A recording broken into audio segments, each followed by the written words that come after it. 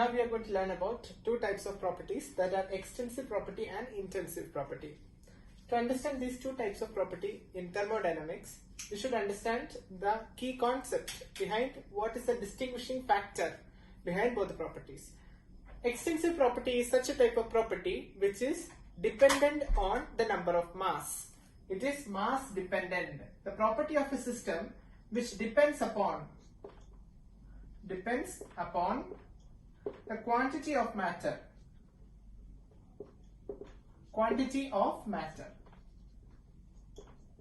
If it is matter dependent, then we call it extensive property. If it is matter independent, we call it intensive property. To understand, there is a clue.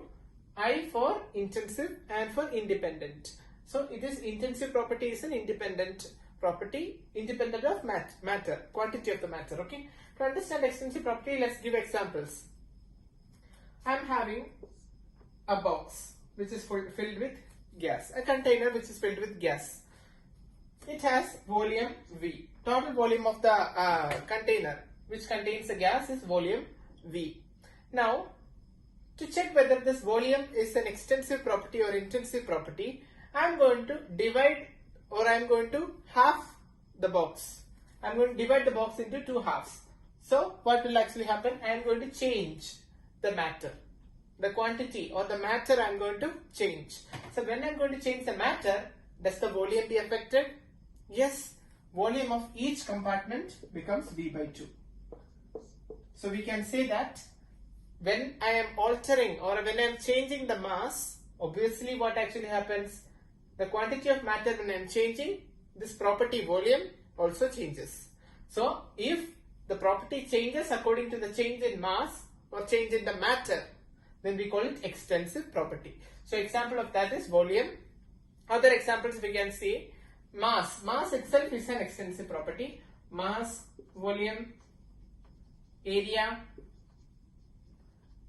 then some other quantities like internal energy. In thermodynamics, energy, internal energy is also like that. If I am dividing into two parts, the energy changes. Okay, energy becomes half like that. Internal energy,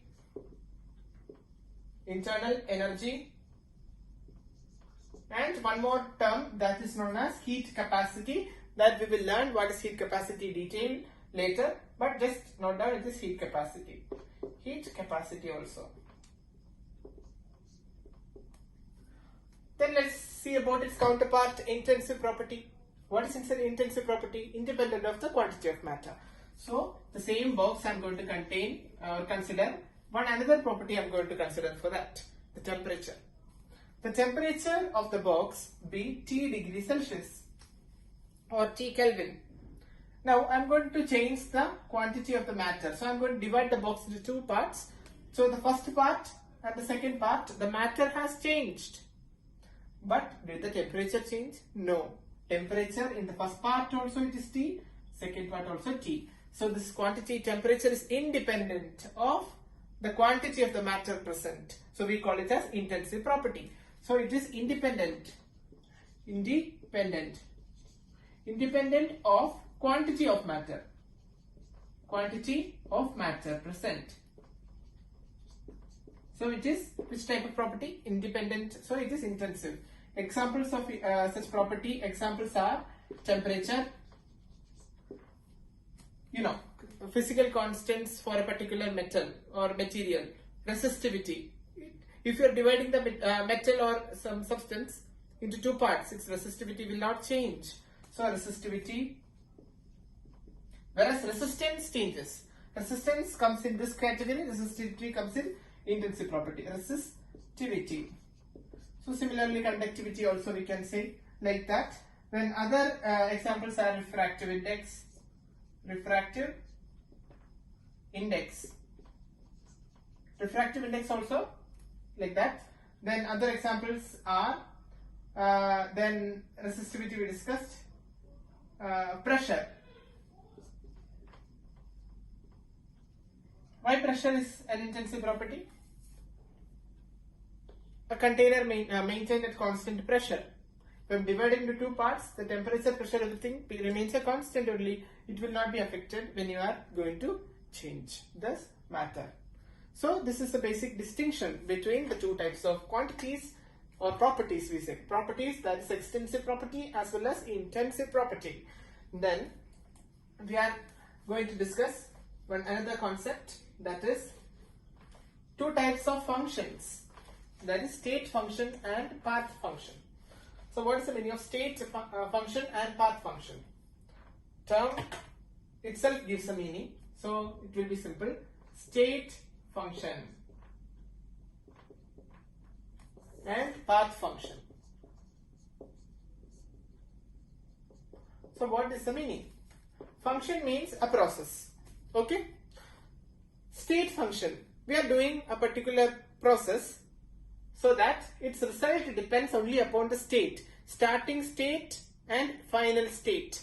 It does not depend upon the path through which I attained it. For example, so to definition wise we will write state function is independent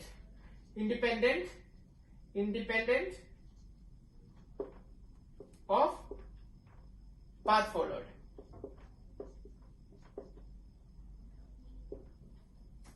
Here it is dependent on path followed. So to understand this type of properties, I am going to give you an example. I am going to have a beaker which contains 100 ml of water, 100 ml of H2O.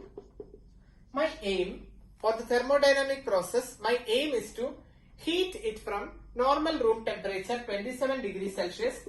I have to heat it to 100 degrees Celsius to make it boil. I can do any way. My aim is this.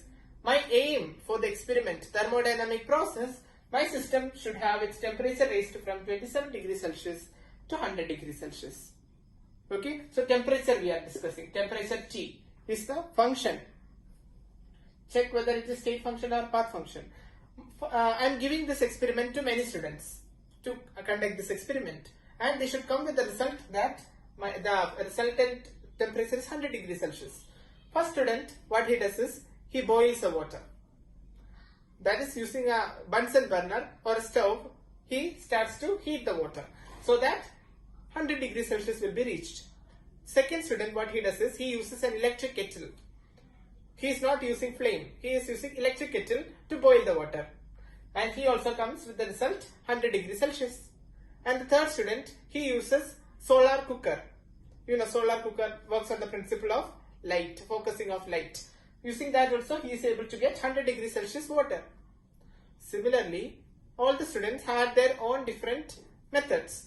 So, according to me, what was my aim? My aim was to get 100 degrees Celsius. All the students have attained it, so all the students are qualified. That means the temperature T was independent of the path followed. I did not care anything about the path through which they attained the result. So, such type of examples are state functions, which only depend upon starting and final state. That is, starting state and final state is only concerned. It is not at all concerned about the path followed. Such type of functions are state functions. Examples of state functions are temperature, and other examples are like volume, we know that, all those cases we know, and boiling and internal energy, we can say. Energy also is similar way, in internal energy, volume, pressure are other examples of this, temperature, etc. Now path function will be exact opposite. We care, or it is important to know the path through which it is followed. Path affects your result.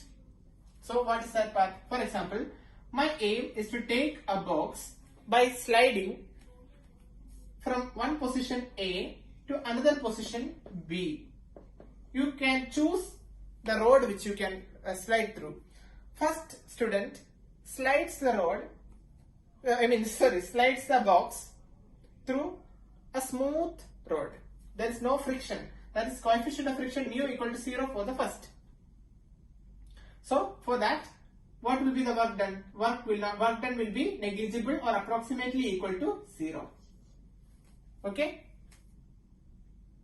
Now Second student, what he does is, he slides it in a rough road, rough terrain or rough road. In which case the work will be more? Here work done is more. So when I am talking about a particular function, work done. So we call it a path function. It is dependent upon the path through which you are undergoing that thermodynamic process or any other physical process. So work done is a path function, whereas these are state functions and this is path function. So this is a basic distinction. Here we are not talking about starting and final state only. We have to discuss about the path. The path makes sense. Path makes changes to the answer. So this is a difference between state function and path function. And this is all about the first topic regarding thermodynamics. And now we will be discussing the laws of thermodynamics in the upcoming video. Please watch that and please like, share and subscribe.